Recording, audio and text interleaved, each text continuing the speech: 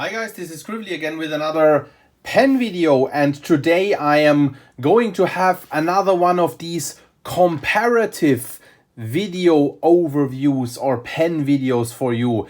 And this is one that I'm particularly excited about. Why? Because as many of you who follow my channel since a while over the years, you know that the Lamy 2000 is my personal all-time favorite fountain pen. So I'm particularly excited to sort of like have a look at in this video right here how the Makrolon version compares to the stainless steel version. So very grateful to Makrolon du Comte in the Netherlands, who actually has helped me out with this Lamy 2000 stainless steel here to make that video possible.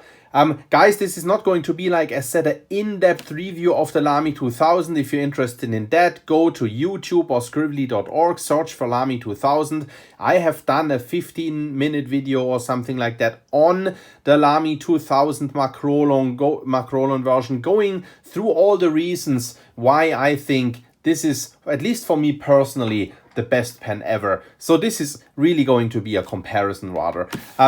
Let's briefly have a look at the carton or at the package that Lamy 2000 stainless steel, at least in my case here, came in. This is quite a big chunk of carton saying Lamy. Opens up like this. The pen was then resting in here. It's a much bigger carton than my regular Lamy 2000 Makrolon came in. I don't have that carton anymore, so I can't show it to you, but it was basically, you know, like sort of like a third of the size. You can then, I mean, it looks cool, but I think it's, you know, it's just a waste of material. I guess it's just too large. You can lift that thing here off, and you'll get like a polishing cloth for the stainless steel. You'll get a warranty card, and you'll get a, you know, little booklet explaining all about the pen and Lamy and all that.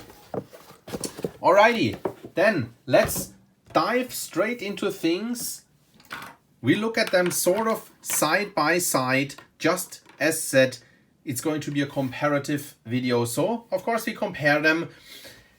They sort of look essentially basically the same, proportions, the design is the same. It's really just the material that is different and a few minor things that are different and that I want to point out for you in this video right here. Of course, what is obvious to the eye straight away is that the Makrolon is sort of blackish, and it's like, yeah, you know, like sort of a polycarbonate plastic material. And this here is massive stainless steel, so of course it's silver. You notice the difference in color. You know, do you like a darker pen? Do you like a sort of like silverish lighter pen? That's like a design difference and something that may inform your choice. The different use of material also does imply a different heft of the two pens. You can look up gram measurements online. I'm just giving you an unscientific comparison, and I would say that the stainless steel here feels more than twice the weight if I'd compare it. In the beginning, I was sort of like a little bit worried, will this stainless steel pen be too heavy to be written comfortably? And the positive answer, at least for me personally, is no. It is a very nicely balanced pen, lays very well in the hand, and I do think that the additional heft may even be an advantage, because guys, the pen literally writes under its own pressure when pressing down gravitational wise towards the paper. So while I personally prefer the slightly lighter Makrolon version, the slightly heavier version isn't too heavy, and the heft can, as said, even be an advantage. Alright, let's keep comparing those two now, going side by side from top to bottom. Looking at the two pens on top, we already see a first difference in design decision, and that is that while on the stainless steel right here, the cap top is held in the same made stainless steel coloring than the rest of the cap. That's slightly different on the Makrolon version, because here you have also those like sort of brushed lines, or this like brush type finish that you also find on the stainless steel version, just as the cap top here isn't brushed made but glossy reflective. That's the first difference. Next difference is logo placement. The stainless steel version of the Lamy 2000 does have the logo placement right here at the top of the cap vis-a-vis the clip, whereas on the Makrolon version, you do have Lamy as a slightly small engraving right here at the clip, not to be found on the stainless steel version. Next difference is the clip itself. While it is exactly the same shape and form factor, it's a reflective glossy clip on the 2000 stainless steel and a matte brushed clip finish here on the Makrolon version. Cap otherwise is the same. Let's go down all the way to the barrel and we see a next design difference. The Lamy 2000 Makrolon version is being praised for the invisibility of the piston turning knob that you see right here, but only if you look very closely and if you angle the pen very specifically into the light. Otherwise, this is just completely invisible that this is a piston filling fountain pen. You see the break on the stainless steel version here a lot better. It's also not super obvious and crazily visible, but you definitely see it a lot better on that version of the pen, which of course has to do with the material in itself, and then also that on a lighter material you can not hide that seam as well as on a darker material.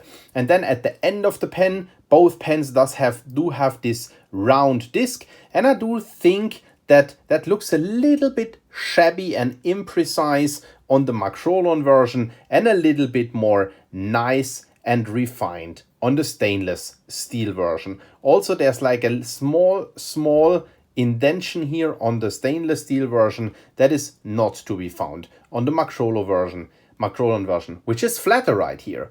Let's open up the pen. I think there's a little bit a difference in how the cap clicks onto the body. Let's listen to that.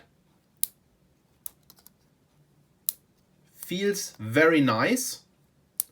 On the Makrolon version, on the stainless steel version,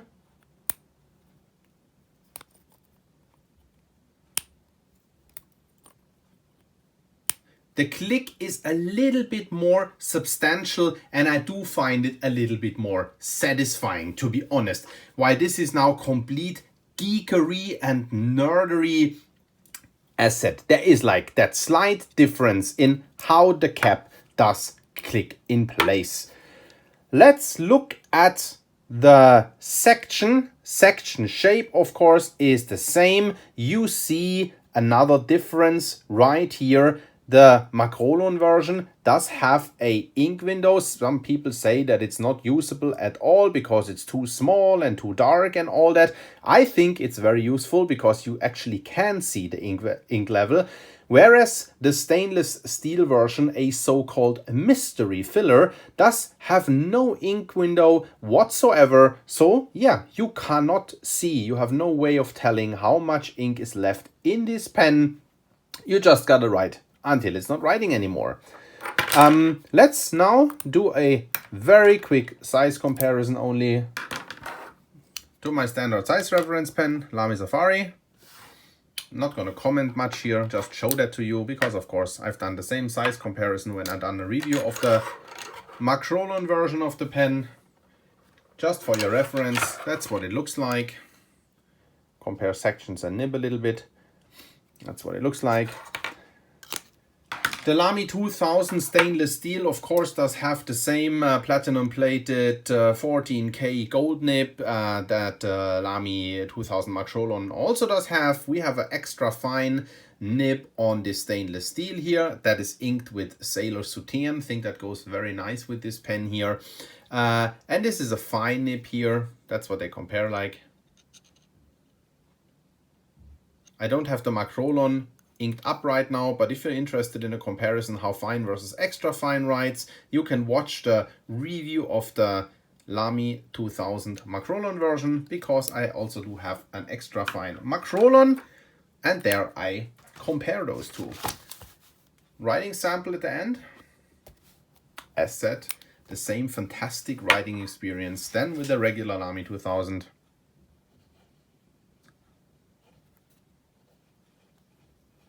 Lamy 2000.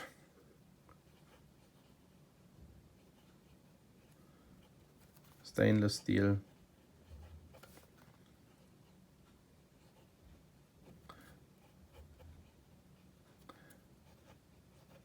Extra fine nib right here. This extra fine nib has the same character than the extra fine nib on my Makrolon, which is like a ever so slight camera focus. Yeah, ever so slight architectish character, whereas the downstrokes are a little bit thinner and the cross strokes are a little bit wider. I find that the round nib doesn't have this characteristic. It's a little bit more, or not the round nib, the fine nib does not have this characteristic. It's more of a rounded writing tip. Whereas on the extra fine nib, this is now the second time that I can observe this characteristic. So it seems like that the extra fine nibs of the 2000 are a little bit architectish. Guys, at the end of this review, we gotta talk price as well. So there is a price difference in between those two. Looking at the pricing at La Couronne du Comte, where I got this 2000 here from, the 2000 stainless steel goes for 285 euros, whereas the Makrolon goes for 205 euros. So it's like an 80 euro price difference. I think the question whether is it worth it is kind of pointless right here, because now I'm not a material scientist and I don't know if like the stainless steel is actually really 80 euro more expensive than that Makrolon plastic polycarbonate thingy here, but it's kind of obvious, right, that it's the exact same pen. It's just like a all metal versus plastic where the price difference comes from.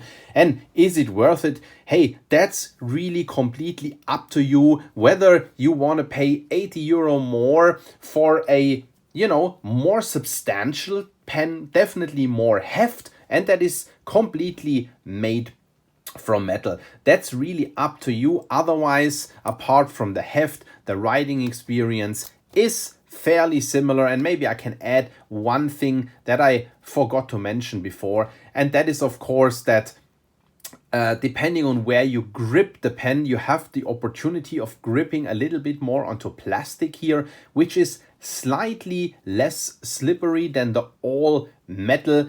But you know, guys, you have this brushed finish right here, so you have some kind of texture here on the pen. So I actually don't find it very slippery. Sure, depends on how wet your hands get or how sweaty your hands get. You may find it slippery because of course it's metal, but it is, let's make another Lamy comparison, by no means as slippery as the infamous section of the Lamy Studio.